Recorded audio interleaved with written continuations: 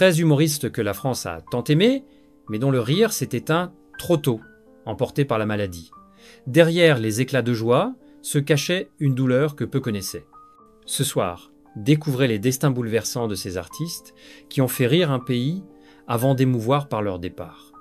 Numéro 1, Fernandel, c'était en février 1971, à Paris, lorsqu'une France entière apprit avec stupeur la disparition de celui que tous considéraient comme le visage du rire populaire. Fernandel, de son vrai nom Fernand Contandin, venait de perdre son long combat contre un cancer du poumon. L'homme au sourire immense et aux yeux malicieux s'était éteint dans une chambre discrète, loin des projecteurs qui l'avaient accompagné toute sa vie. Le public n'imaginait pas qu'il souffrait depuis des mois, car il continuait de tourner et de plaisanter malgré la fatigue qui rongeait son corps. Né à Marseille au début du siècle, il avait bâti sa légende sur des rôles d'hommes simples, tendres et naïfs. Des films comme La Vache et Le Prisonnier ou la série du curé Don Camillo l'avaient fait entrer dans le cœur des Français. Sur chaque plateau, il répandait une chaleur humaine rare, cette capacité à faire rire sans méchanceté. Mais derrière le masque comique se cachait un perfectionniste exigeant, inquiet de tout, toujours soucieux de bien faire. Lorsqu'il découvrit sa maladie, il refusa la pitié et demanda à ses proches de garder le secret. Les médecins lui avaient conseillé de ralentir, mais il tenait à terminer ses projets. Même affaibli, il monta sur scène et tourna ses dernières scènes avec la même énergie qu'au premier jour. Ses collègues se souviennent de ce mélange étrange de fragilité et de courage. Un jour, lors d'un tournage, il confia à un ami qu'il ne voulait pas qu'on se souvienne de lui malade, mais comme d'un homme heureux d'avoir fait rire. Le pays entier lui rendit hommage lors de ses funérailles. Des foules silencieuses se rassemblèrent dans les rues, certains apportant des fleurs, d'autres murmurant des répliques de ses films.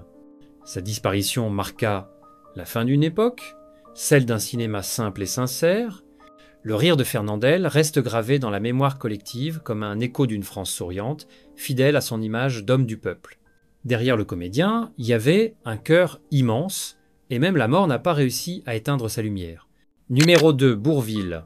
C'était en septembre 1970, à Paris, lorsque la France perdit l'un de ses visages les plus aimés du cinéma et de la chanson. André Bourvil, de son vrai nom André Rimbourg, s'éteignit après une longue bataille contre la maladie de Kähler, un cancer rare de la moelle osseuse. Depuis plusieurs années, il luttait en silence, dissimulant sa souffrance derrière le sourire doux et la maladresse tendre qui avait fait de lui un symbole de gentillesse et d'humanité. Quelques mois avant sa mort, il avait encore tourné Le Cercle Rouge aux côtés d'Alain Delon et de Jean-Pierre Melville. Son corps était affaibli, mais son regard restait lumineux. Il refusait d'abandonner le travail, considérant chaque rôle comme un dernier cadeau offert au public. Dans les coulisses, ses proches racontent qu'il plaisantait encore entre deux prises, même lorsque la douleur devenait insupportable. Il disait qu'un rire partagé valait mieux qu'une journée sans joie. Né en Normandie, il avait commencé comme chanteur comique avant de conquérir le grand écran. Des films comme La Traversée de Paris ou Le Cornio avec Louis de Funès avaient fait de lui une légende vivante. Sa simplicité désarmait, son humour attendrissait et sa modestie touchait tous ceux qui le croisaient. Pourtant, derrière l'acteur populaire se cachait un homme profondément sensible, hanté par la peur de ne plus pouvoir donner le sourire aux autres. Lorsqu'il apprit la gravité de sa maladie, il décida de la vivre dans la dignité, loin du bruit médiatique. Ces derniers mois furent marqués par le silence et la tendresse familiale. Il passait des heures à écouter de la musique, à observer la lumière du matin sur la scène, comme s'il voulait retenir un peu de beauté avant le grand départ. Ses amis racontent qu'il avait préparé des lettres d'adieu, écrites d'une main tremblante mais sereine. Le jour de ses funérailles, la foule se pressa autour de l'église Saint-Roch. Des larmes silencieuses coulèrent sur les visages de ceux qui l'avaient fait rire pendant tant d'années. Dans le vent de septembre résonnaient les mots d'un peuple en deuil. Bourvil n'était plus là, mais sa bonté continue de réchauffer les cœurs. Quel est votre plus beau souvenir de cet homme au sourire éternel ? Numéro 3, Pierre Desproges. C'était en avril 1988, à l'hôpital de la Salpêtrière à Paris, lorsque l'un des esprits les plus brillants de l'humour français s'éteignit à l'âge de 48 ans. Le cancer du poumon l'avait emporté en quelques mois, laissant derrière lui une œuvre unique, faite d'ironie, de finesse et de liberté absolue. Il savait sa fin proche, mais refusa jusqu'au bout de se laisser dompter par la peur. Ses derniers jours furent marqués par la lucidité, l'élégance et ce ton mordant qui ne l'avait jamais quitté. Quelques semaines avant sa mort, il travaillait encore sur des chroniques et corrigeait ses textes avec l'exigence d'un écrivain. Il disait que rire était une façon de regarder la mort droit dans les yeux sans baisser la tête. Ceux qui l'ont connu racontent qu'il plaisantait avec les infirmières, qu'il observait les visages autour de lui avec une curiosité presque tendre. Il ne cherchait pas la compassion, seulement la vérité. Né à Pantin, il avait d'abord été journaliste avant de devenir humoriste. Sa plume acérée, son goût pour la provocation et son refus du conformisme avaient bouleversé les codes du rire à la télévision. Ses passages dans le tribunal des flagrants délires ou ses chroniques de la haine ordinaire restent aujourd'hui encore des leçons de style et de courage intellectuel. Il ne flattait personne, ne craignait rien et transformait les tabous en matière poétique. Lorsque la maladie fut diagnostiquée, il en parla peu. À ses amis, il confia simplement qu'il n'aimait pas l'idée de mourir idiot. Alors il continuerait à écrire. Il travailla jusqu'à ce que son souffle ne le lui permette plus. Son dernier manuscrit, retrouvé sur son bureau, portait cette phrase devenue célèbre « On peut rire de tout, mais pas avec tout le monde ». Une profession de foi et un testament. À l'annonce de sa disparition, la France resta muette. Les journaux parlèrent d'un humour orphelin. Ces mots continuent d'être cités, enseignés, admirés. Il a transformé le sarcasme en art, la révolte en élégance. Pierre Desproges n'a pas seulement fait rire, il a appris à penser autrement, à rire pour mieux comprendre la vie, même lorsqu'elle s'éteint. Numéro 4, Pierre Dac.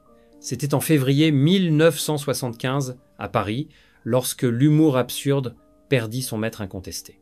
À 80 ans, Pierre Dac s'éteignit des suites d'un cancer du poumon après plusieurs mois de lutte discrète. L'homme, à la moustache légendaire, à la verve délirante et au verbe ciselé, quitta la scène avec la même pudeur que celle qui avait marqué sa vie. Ses proches racontent qu'il plaisantait encore dans sa chambre d'hôpital, refusant de céder au tragique. Il disait qu'il fallait mourir comme on a vécu, en riant de l'absurdité de tout. Né André Isaac à Châlons-sur-Marne, il avait traversé le siècle en le parodiant. Résistant pendant la guerre, cofondateur de Radio Londres avec ses messages ironiques envoyés à la France occupée, il fut l'une des voix les plus libres de son temps. Après la Libération, il devint une figure du cabaret et de la radio, inventant un humour surréaliste, peuplé de mots détournés et de situations impossibles. Sa devise était claire, l'important n'est pas de comprendre, mais de rire avant que tout s'écroule. Au fil des années, la maladie vint lentement miner sa vitalité. Ses amis de toujours, comme Francis Blanche, se souviennent d'un homme resté fidèle à son esprit jusqu'à la fin. Il refusait la plainte, riait de sa propre toux et plaisantait sur les médecins qu'il appelait ses « mécaniciens de l'invisible ».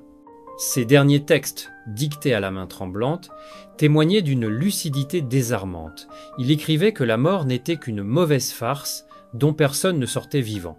Son enterrement fut à son image, sobre, mais peuplé de visages émus et de souvenirs drôles. Des comédiens récitaient ses aphorismes pendant que la foule ricanait doucement, comme s'il leur avait encore glissé une dernière blague depuis l'au-delà. Dans la mémoire collective, Pierre Dac reste l'un de ceux qui ont prouvé que l'intelligence et le rire pouvaient vaincre la peur. Son héritage se retrouve dans chaque mot d'esprit, dans chaque humour absurde, prononcé avec un sourire discret. Son départ mit fin à une époque où les mots pouvaient encore libérer, consoler et désarmer la tristesse. Sa voix s'est tue, mais ses jeux de mots continuent de résonner comme une chanson contre l'oubli. Numéro 5, Philippe Noiret. C'était en novembre 2006, à Paris, lorsqu'une voix grave et familière du cinéma français s'éteignit pour toujours. Le comédien venait de succomber à un cancer foudroyant, entouré de sa famille après plusieurs mois de silence. Ceux qui l'avaient vu, quelques semaines auparavant, se rappellent un homme amaigri, fatigué, mais encore habité par cette élégance tranquille qui l'avait toujours distingué. Il n'avait jamais voulu que la maladie prenne le dessus sur son image, préférant garder le secret jusqu'au dernier jour. Né à Lille, Philippe Noiret avait traversé plus d'un demi-siècle de cinéma. Sa carrière débuta au théâtre, mais c'est sur grand écran qu'il laissa une empreinte indélébile. Des films comme Le Vieux Fusil, Cinéma Paradiso ou Coup de torchon avaient révélé toute la profondeur de son jeu.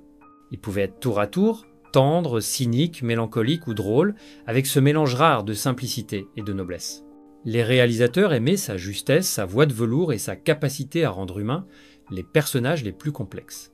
Dans la vie, il était d'une pudeur extrême. Lorsqu'il découvrit sa maladie, il choisit de s'enfermer dans le travail plutôt que dans la plainte. Il continuait à lire des scénarios, à réfléchir à de nouveaux rôles, comme si le cinéma était sa manière de repousser l'inévitable. Ses amis racontent qu'il restait discret, préférant évoquer un bon repas, un souvenir de tournage ou une réplique qu'il aurait voulu améliorer. Il disait que jouer, c'était vivre plus longtemps. Sa disparition provoqua une onde de tristesse dans tout le pays. Les journaux parlèrent d'une France orpheline de sa voix. Des hommages vinrent de partout, du monde du théâtre, du cinéma, mais aussi de simples spectateurs. Chacun avait son Philippe Noiret, celui du rire, du drame ou du silence. Au cimetière Montparnasse, on déposait des fleurs et des pellicules comme un dernier salut à un homme qui avait fait du jeu un art sincère. Aujourd'hui encore, son regard bienveillant traverse les écrans comme un souvenir de cinéma, à la fois noble et profondément humain. Derrière sa retenue, Philippe Noiret avait laissé une leçon. La dignité peut être la plus belle des résistances face à la mort. Numéro 6. Michel Serrault. C'était en juillet 2007, à Équemoville, près de Honfleur, que le rideau tomba sur la carrière d'un géant du cinéma français. À 79 ans, Michel Serrault succomba à un cancer après une longue période de lutte silencieuse. La nouvelle provoqua une émotion immense, car il avait été, pendant plus d'un demi-siècle, l'un des visages les plus aimés du public. Derrière ses yeux pétillants et son air d'homme tranquille, il cachait une force intérieure rare, une volonté de continuer à jouer, même lorsque la fatigue se faisait sentir. Né à Brno, il avait commencé sur les planches avant de conquérir le grand écran. Son duo avec Jean Poiret dans La Cage aux Folles avait marqué l'histoire du cinéma mondial, lui offrant une reconnaissance internationale. Il y incarnait la tendresse et la fragilité d'un homme déchiré entre le rire et la pudeur. Mais Serrault n'était pas qu'un comique. Il était aussi un interprète d'une intensité bouleversante dans des rôles dramatiques comme Garde à vue ou Nelly et Monsieur Arnaud. Il disait que le rire et la douleur étaient les deux faces d'une même pièce et qu'il fallait les jouer avec le même respect. Lorsqu'il apprit sa maladie, il refusa la médiatisation. Il s'éloigna de la vie publique pour se consacrer à sa famille et à quelques projets intimes. Ses proches racontent qu'il restait d'un calme impressionnant, passant ses journées à lire, à se souvenir de ses rôles, à parler de théâtre. Il ne voulait pas qu'on le plaigne, seulement qu'on se souvienne de lui comme d'un homme heureux d'avoir vécu 1000 vies à travers ses personnages. Sa fille racontait qu'il plaisantait encore le matin même de sa mort, comme pour ne pas laisser la tristesse gagner. Son départ marqua la fin d'une génération d'acteurs pour qui le métier était une forme de foi. Le jour de ses funérailles, des artistes, des réalisateurs, des anonymes se retrouvèrent unis dans le silence. On évoquait sa gentillesse, son humour discret, sa pudeur. La France perdait un de ses plus grands interprètes, mais gagnait une légende. Quel est selon vous le rôle qui résume le mieux le génie de Michel Serrault? Numéro 7. Darry Cowell. C'était en février 2006 à Neuilly-sur-Seine, lorsque la France apprit la mort de l'un de ses clowns les plus singuliers. Darry Cowell, de son vrai nom André Darrico, s'éteignit à l'âge de 80 ans, terrassé par un cancer du poumon. Sa disparition mit fin à une carrière d'une exubérance rare, où le rire se mêlait toujours à une douce mélancolie. Son visage aux traits mobiles, sa diction unique, son sens du non-sens avaient fait de lui une figure incontournable de la comédie française. Né à Vittel, il avait d'abord été musicien avant de devenir acteur par hasard. Son talent pour l'improvisation et son humour décalé séduisirent rapidement le public. Des films comme Le Triporteur, La Belle Américaine ou Les Tontons Flingueurs lui valurent une immense popularité.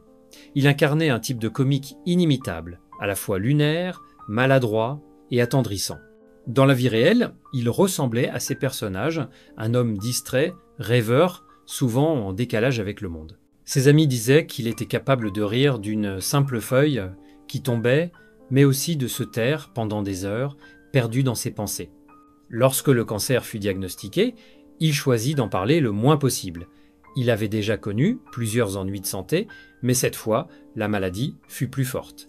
Malgré tout, il continua de tourner, souvent dans de petits rôles qu'il acceptait pour le plaisir d'être sur un plateau. Il répétait qu'il ne voulait pas mourir en inactif, qu'il fallait continuer à jouer, même si la scène devenait plus petite. Jusqu'à la fin, il conserva son humour et sa tendresse.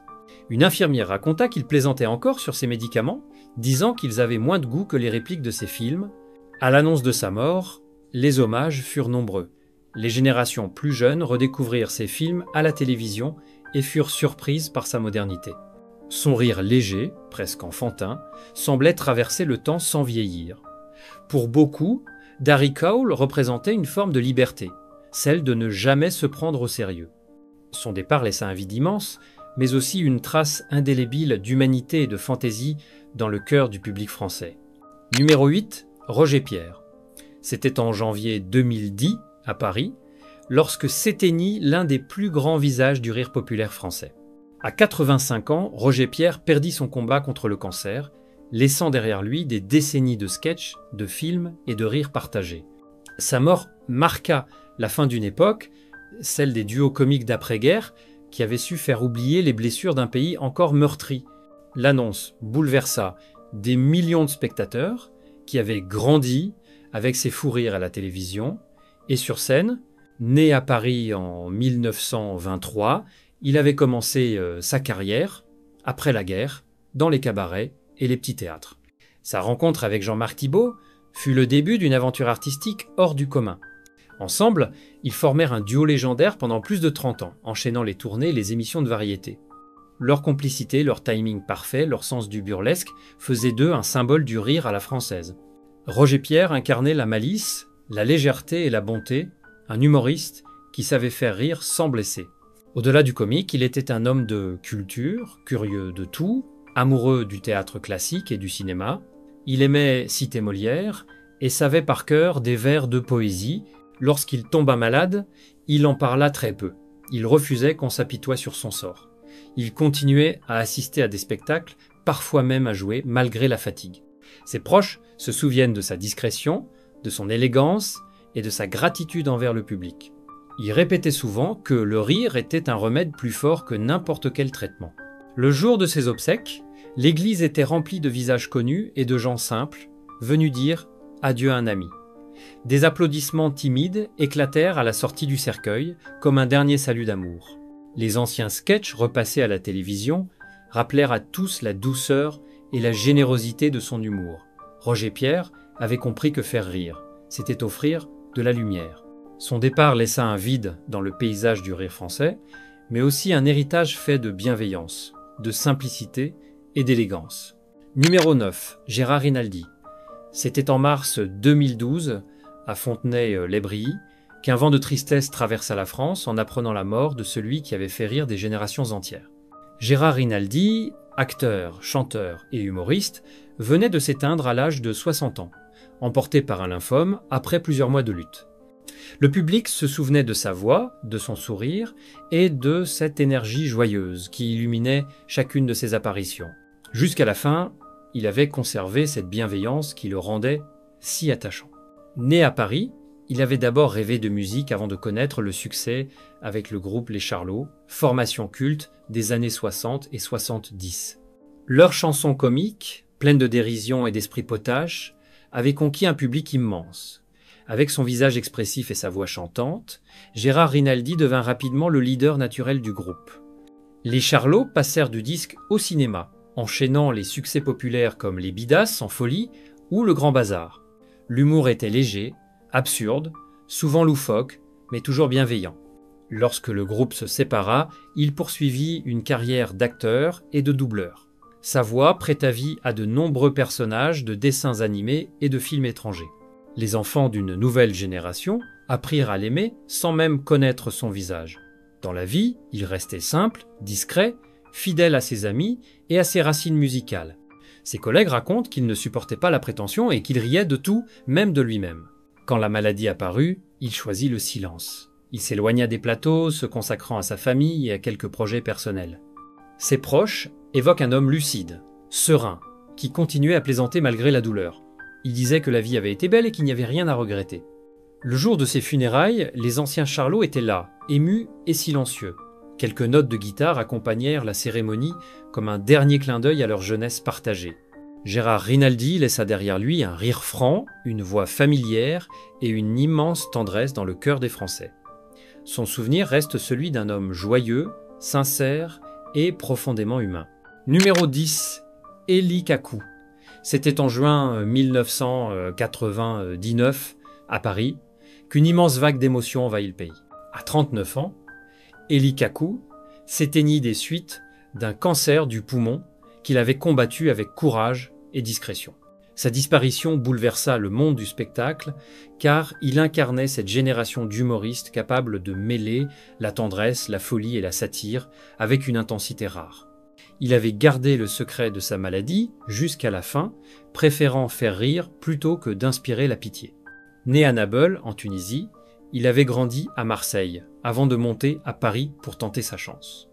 Il avait débuté sur de petites scènes avant de devenir une véritable révélation grâce à ses personnages hauts sans couleur. Son rôle de Madame Sarfati, mère juive envahissante et pleine d'amour, était devenu culte.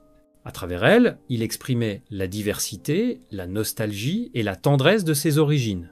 Il imitait les accents, observait les travers humains, transformait la différence en poésie comique. Chaque spectacle était un feu d'artifice d'énergie, une explosion de rire et d'émotion.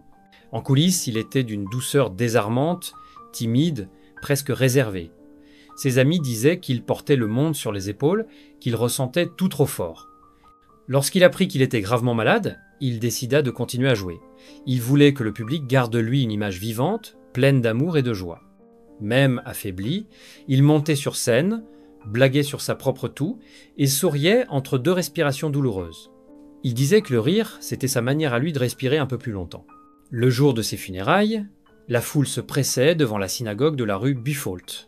Artistes, amis et anonymes se mêlaient dans un silence ému. Des spectateurs racontaient comment ces spectacles avaient illuminé leur vie, des enfants tenaient des pancartes où l'on pouvait lire les répliques de ses sketchs. Élie Kakou laissait derrière lui une œuvre courte mais inoubliable.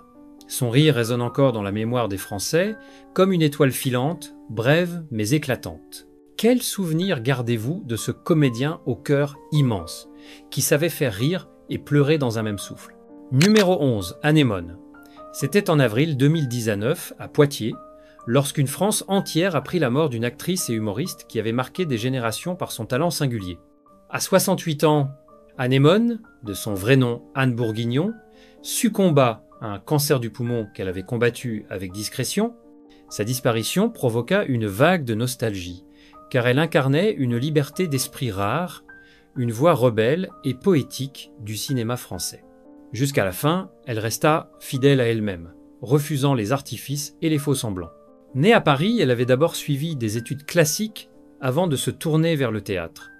Son entrée dans le groupe du Splendid dans les années 70 fut un tournant.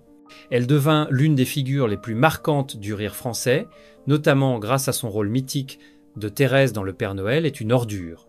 Sa manière de jouer, à la fois naïve, touchante et profondément humaine, fit d'elle une comédienne unique.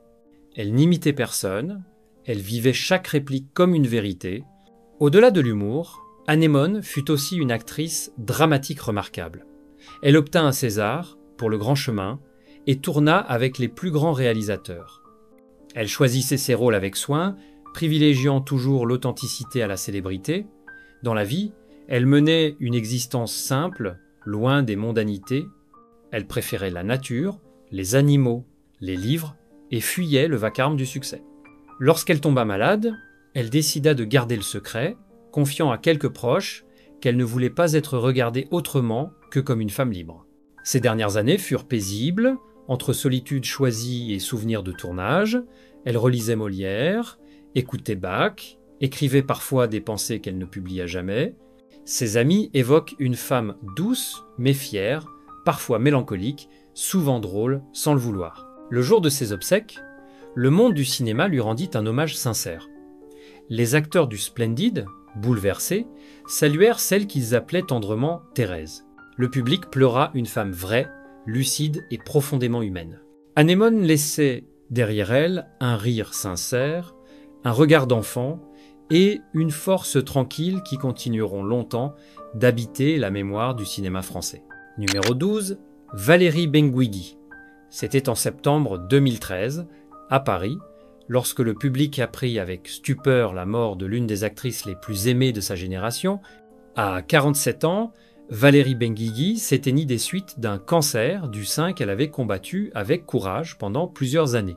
Jusqu'à ses derniers jours, elle demeura discrète sur sa maladie, continuant de travailler, de rire et de soutenir les siens avec la même énergie rayonnante qui l'avait toujours habitée. Née à Paris, elle avait découvert très tôt sa passion pour le théâtre. Après avoir étudié au cours Florent, elle s'était imposée sur scène grâce à son jeu naturel et à sa présence solaire. Le grand public la découvrit à la télévision dans la série Avocats et associés, où elle incarnait avec brio des femmes fortes, sensibles et drôles.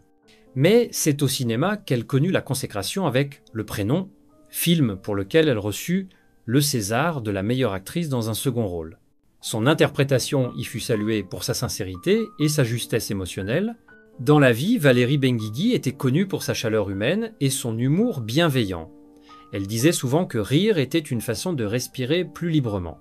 Même malade, elle gardait cette légèreté qui la rendait si attachante. Ses proches racontent qu'elle arrivait sur les plateaux souriante, attentive aux autres, toujours prête à détendre l'atmosphère. Elle refusait de se laisser définir par la souffrance, préférant parler d'amour, de cuisine ou de cinéma. Lorsqu'elle sentit ses forces décliner, elle se retira doucement de la scène, entourée de son mari et de ses enfants. Ces derniers jours furent empreints de calme et de tendresse. Elle écoutait de la musique, relisait des scénarios, rêvait encore de nouveaux rôles. Elle ne voulait pas être pleurée, mais célébrée pour la joie qu'elle avait donnée. Sa disparition laissa un vide immense dans le cœur du public et du monde du théâtre. Le jour de ses funérailles, de nombreux artistes vinrent lui rendre hommage, bouleversés. Chacun évoquait son rire, sa gentillesse, sa passion. Valérie Benguigui restera pour toujours cette femme lumineuse, à la fois forte et fragile, qui avait su transformer la vie en un acte d'amour et de générosité. Numéro 13, Pierre Rep.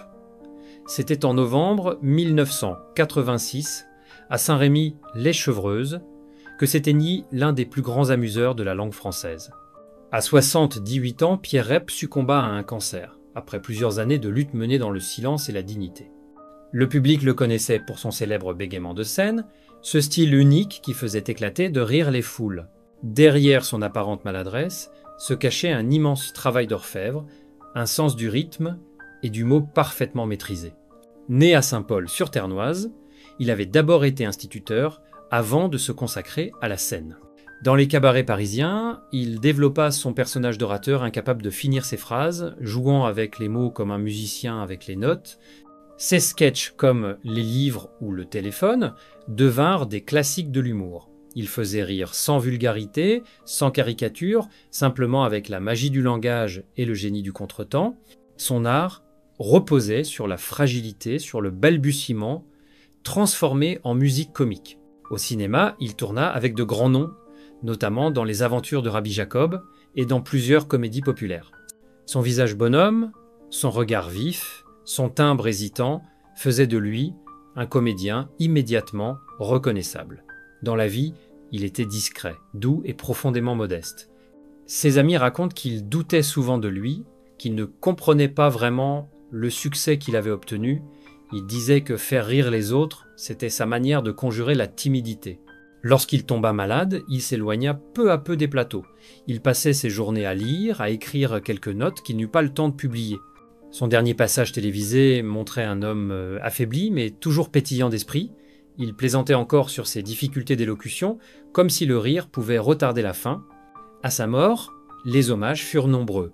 Les journaux saluèrent un poète du verbe, un inventeur de langage, un artisan du rire pur. Son nom reste associé à cette époque où l'humour savait être à la fois simple et élégant. Si cette histoire vous a touché, abonnez-vous pour ne pas manquer les prochaines. Merci de votre écoute et à très bientôt.